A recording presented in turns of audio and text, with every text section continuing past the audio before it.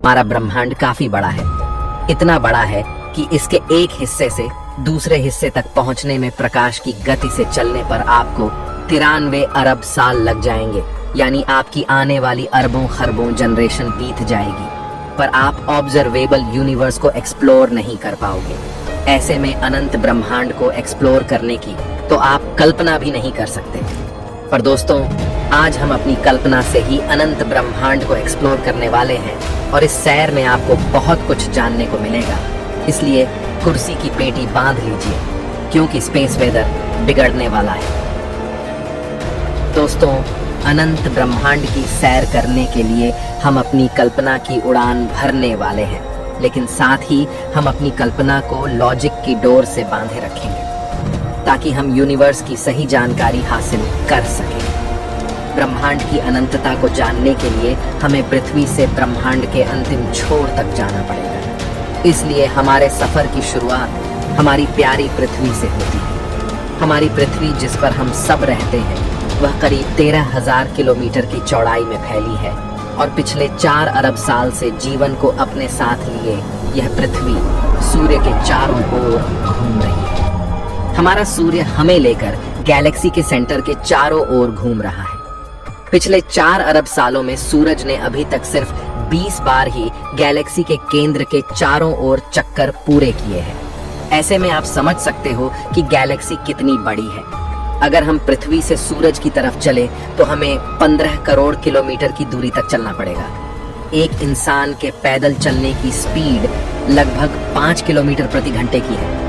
अगर एक नॉर्मल आदमी सूरज तक पैदल यात्रा कर पाए तो उसे 3,425 साल लगेंगे सूरज तक पहुंचने में। लेकिन अगर हम प्रकाश की गति से चलें तो हमें सूर्य तक पहुंचने में मात्र 8 मिनट का समय लगेगा। सूर्य खुद हमें लेकर 200 किलोमीटर प्रति सेकंड की रफ्तार से चल रहा है। लेकिन हमारा सूरज जिस गैलेक्सी में घूम रहा है, यानी मिल्की वे, वह खुद अपने अंदर ऐसे 100 से 400 खरब तारों का घर है। और यह इतनी बड़ी है कि इंसानों द्वारा बनाए गए सबसे तेज ऑब्जेक्ट यानी पार्कर सोलर प्रोब, जो कि लगभग 7 लाख किलोमीटर प्रति घंटे की रफ्तार से चलता है, उसे इस गैलेक्सी को इसे पार करने में 20 लाख साल का समय लगेगा और सबसे तेज यानी प्रकाश की गति से 1 लाख साल का समय लग जाएगा। लेकिन प्रकाश से तेज गति संभव ही नहीं है, इसलिए हम अपनी कल्पना की उड़ान से आसानी से मिल्की वे के बाहर आ चुके हैं। दोस्तों, हम आपको बता दें कि मिल्की वे गैलेक्सी अंतरिक्ष में लगभग 600 किलोमीटर प्रति सेकंड की रफ्तार से चल रही है। यानी इतनी बड़ी गैलेक्सी ब्रह्मांड में कछुए की चाल से चल रही है।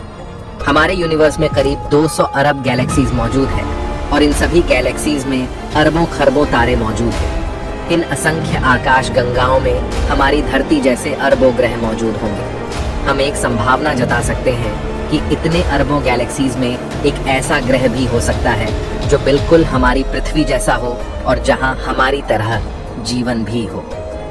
अगर हम और आगे चलें तो हम अपनी कल्पना से ब्रह्मांड के बाहर पहुंच जाते हैं और हम देखते हैं कि हमारा यूनिवर्स 93 अरब प्रकाश वर्ष में फैला हुआ है, जिसमें खरबों गैलेक्सीज मौजूद हैं। और आप जानकर हैरान हो जाएंगे कि यह यूनिवर्स खुद भी लगातार फैल रहा है।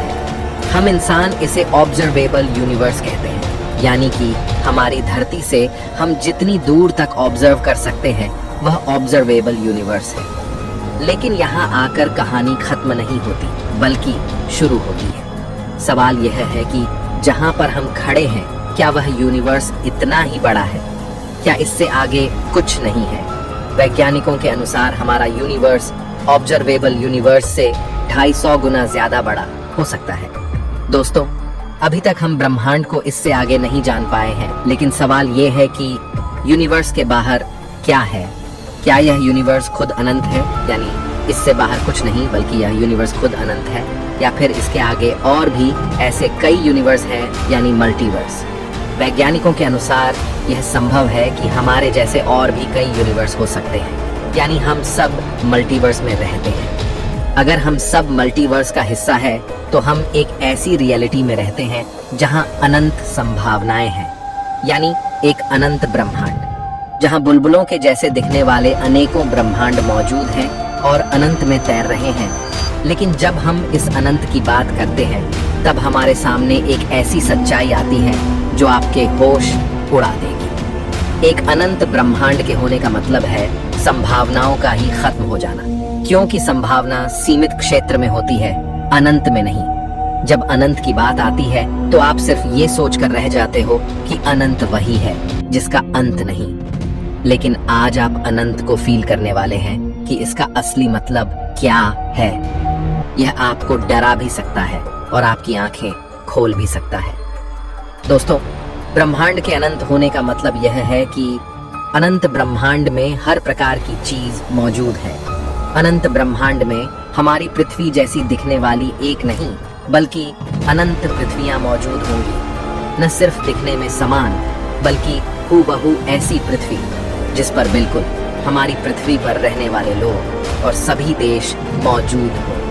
जैसी रियलिटी पृथ्वी पर है, चाहे वो हर इंसान की पूरी जिंदगी की कहानी हो, वैसी अनंत पृथ्वियां वास्तव में होंगी जिनमें रहने वाले लोगों की जिंदगी पूरी तरह आपसे मिलती हो। मतलब न सिर्फ आपसे दिखने में समान बल्कि उनकी जिंदगी में भी वही चल रहा हो जो आपकी जिंदगी में है। लेकिन इसी के साथ इसकी अलग वैरायटी भी अनंत में मौजूद हो। यानी अगर आप किसी मिशन में फेल हो गए हो तो इस अनंत में कहीं किसी कोने में आपका एक वर्जन उस मिशन में सक्सेसफुल भी हो रहा है। यानी आपके मिशन का अचीव होना संभव है, न कि असंभव, क्योंकि किसी यूनिवर्स में आपका ही एक डिफरेंट वर्जन उसे अचीव कर पा रहा है। अनंत की एक दूसरी सच्चाई है कि आपके ही जैसे दिखने वाले अलग अलग प्रकार के वर्जन अनंत में मौजूद होंगे। यानी आपके छोटे, बड़े, लंबे और पतले वर्जन भी यूनिवर्स में मौजूद होंगे। हो सकता है आपका एक वर्जन किसी यूनिवर्स में डॉक्टर है तो किसी यूनिवर्स में एक्टर। इस तरह आपकी ही अलग अलग वैरायटी दुनिया में मौजूद होगी। अनंत का एक और सच ये है कि जिन फिल्म्स को आप देखते हैं और जिनमें बताया जाता है कि इनका वास्तविकता से कोई संबंध नहीं, वह अनंत में जाकर सच हो सकती है। कम से कम उनका कुछ भाग कहीं किसी दुनिया में मौजूद रियलिटी हो सकती है। पृथ्वी पर इतिहास की जिन किताबों को आपने पढ़ा, वह इतिहास कहीं किसी अनंत दूरी पर मौजूद ग्रह पर वर्तमान में घटित हो रहा है। यानी अनंत ब्रह्मांड होने का मतलब है अनंत रियलिटीज का एग्जिस्ट करना। यहाँ आप जानकर हैरान हो सकते हैं कि अनंत में हमारा पास्ट, प्रेजेंट और फ्यूचर कहीं ना कहीं इसी समय एक साथ अस्तित्व में है। यानी जो आपका पास्ट है वो कहीं पर प्रेजेंट है और जो आपका फ्यूचर है वो कहीं किसी अनंत कोने में प्रेजेंट है। लेकिन अगर हम बात करें अनंत ब्रह्मांड में जीवन की, तो न सिर्फ अनंत में जीवन होगा बल्कि विचित्र प्रकार की इंटेलिजेंट लाइफ भी अनंत में मौजूद होगी। क्योंकि हमारी धरती पर जिस तरह लाइफ का इवोल्यूशन हुआ है, उसी तरह किसी अन्य ब्रह्मांड में इवोल्यूशन ने विचित्र प्रकार के जीवों को जन्म दिया होगा। अनंत ब्रह्मांड में ऐसा ग्रह भी होगा जहां चींटी के अंदर इंटेलिजेंस हो और इंसानों में इंटेलिजेंस ना हो। या फिर एक ऐसा ब्रह्मांड भी होगा जहां गधे में इंटेलिजेंस हो, क्योंकि अनंत में हर संभावना मौजूद होगी। अनंत ब्रह्मांड में ऐसे जीव भी होंगे जो हमसे ज्यादा इंटेलिजेंट हो, जिनके सोचने की क्षमता हमसे काफी अधिक और काफी तेज हो, जिस वजह से वो इतने पावरफुल भी हो सकते हैं कि वो अपने सूर्य की पूरी ऊर्जा का उपयोग कर पा रहे हो या एक गैलेक्सी की पूरी ऊर्जा का उपयोग करने में सक्षम हो। अनंत में ऐसे जीवों ने समय को भी समझ लिया होगा और वे एक ब्रह्मांड से दूसरे ब्रह्मांड में जाने में सक्षम होंगे। अगर उन्होंने प्रकाश से तेज चलने की तकनीक खोज ली तो वे टाइम ट्रेवल जैसी तकनीक में भी सक्षम होंगे। अनंत ब्रह्मांड अनंत संभावनाओं को सत्य साबित करता है। इनमें कुछ विचित्र संभावनाएं जिन्हें आप सोच सकते हैं वो हकीकत में घटित होगी। एक अनंत ब्रह्मांड में अगर मल्टीवर्स की बात करें तो कुछ ब्रह्मांड ऐसे भी होंगे जिनके नियम हमसे बिल्कुल अलग हों, जहां इस ब्रह्मांड के नियम लागू नहीं होते, जहां मैटर की जगह उस ब्रह्मांड में एंटी मैटर भी मौजूद हो। विज्ञान के अनुसार ब्रह्मांड रैंडमनेस के चलते अपने आप पैदा हुआ है और ऐसे में इस रैंडमनेस की वजह से कुछ ऐसे यूनिवर्स भी फॉर्म हुए होंगे जहां के कांस्टेंट हमारे यूनिवर्स से अलग हो, जिस वजह से वहां के नियम भी इस यूनिवर्स से अलग होंगे। तो ऐसे में अनंत ब्रह्मांड में ऐसे कई विचित्र यूनिवर्स हो सकते हैं जिसकी हमने कल्पना भी नहीं की हो।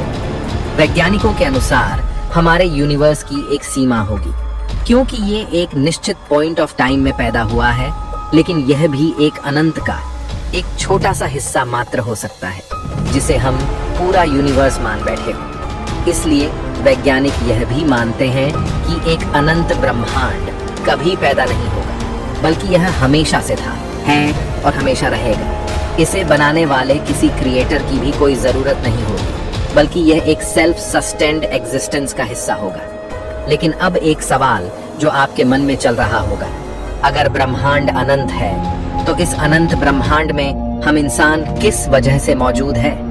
आखिर हम यहाँ क्यों एग्जिस्ट करते हैं? हमारा मकसद क्या है? इस अनंत के सामने अगर हमारी कोई हैसियत नहीं है तो इसके होने का मकसद क्या है? हम इस ब्रह्मांड में काफी छोटे हैं, ऐसे में इतना बड़ा यूनिवर्स हमारे लिए आखिर एग्जिस्ट ही क्यों करता है? यह सवाल वैज्ञानिकों के लिए सबसे बड़ा सवाल है। कुछ प्रोमिनेंट थिंकर्स ये मानते हैं कि उन्होंने यूनिवर्स में अपना मकसद खोज लिया है, जैसे एलन मस्क, जिनका मानना है कि ह्यूमन सिविलाइजेशन अब तक कई बड़े खतरों को झेल चुकी है और यूनिवर्स में अब तक हमें कोई लाइफ नहीं मिली है। ऐसे में क्यों ना हम पृथ्वी पर मौजूद लाइफ को ही आगे बढ़ाएं, इससे पहले कि लाइफ को नष्ट करने कोई एस्टेरॉइड आ जाए या किसी कैटाक्लिज्मिक इवेंट में हमारा अस्तित्व खत्म हो जाए। इसलिए क्यों ना लाइफ को ही मल्टीप्लेनेटरी बना दिया जाए और हम सब अलग अलग ग्रहों पर रहने लग जाए, ताकि हम अपनी ह्यूमन सिविलाइजेशन को धीरे धीरे यूनिवर्स के अंतिम कोने तक फैला दें। लेकिन दोस्तों, फिर भी हमें इस सवाल का पूरा जवाब नहीं मिलता कि आखिर हम यूनिवर्स में क्यों एग्जिस्ट करते हैं, क्योंकि आखिरकार एक दिन हमें भी खत्म होना ही है, लेकिन मल्टीवर्स हमेशा रहेगा। इसीलिए हम इस मल्टीवर्स में क्यों हैं? जानने के लिए जुड़े रहिए हमारे चैनल से। एक न एक दिन हम ये जान कर रहेंगे कि हम इस यूनिवर्स में किस लिए हैं। मैं मिलता हूँ आपसे किसी अगले वीडियो में। तब तक के लिए ब्रह्मांड की गहराइयों में घूमते रहिए, क्योंकि हम सब हैं।